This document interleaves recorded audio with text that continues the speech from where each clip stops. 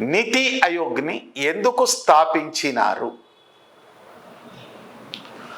భారత ఆర్థిక వ్యవస్థ ఫెడరల్ ఆర్థిక వ్యవస్థ. ఫెడరల్ ఆర్థిక వ్యవస్థలో విధులు కానీ నిధులు కానీ రెండు ప్రభుత్వాల మధ్య పంపిణీ అవుతాయి. మరి భారత ఆర్థిక వ్యవస్థ నిర్మాణాన్ని పరిశీలిస్తే రాష్ట్ర ప్రభుత్వాలు, కేంద్రపాలిత ప్రాంతాలు నిధుల కోసం నిరంతరము కేంద్ర ప్రభుత్వంపై ఆధారపడాల. కేంద్ర ప్రభుత్వము అనేక రెస్ట్రిక్షన్స్ని ఇచ్చినది.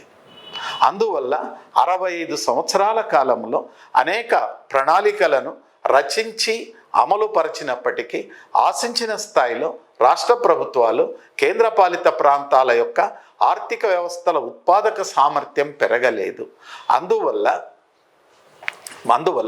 భారత ప్రభుత్వము రాష్ట్ర ప్రభుత్వాలకు, కేంద్రపాలిత ప్రాంతాలకు నిధుల సమీకరణలోను మరి వ్యయము చేయటంలో రాష్ట్రాలకు మరింత స్వేచ్ఛనివ్వాలని భావించి 1/1/2015 ప్రణాళికా సంఘ స్థానంలో నీతి ఆయోగ్ని ఏర్పాటు చేసినది.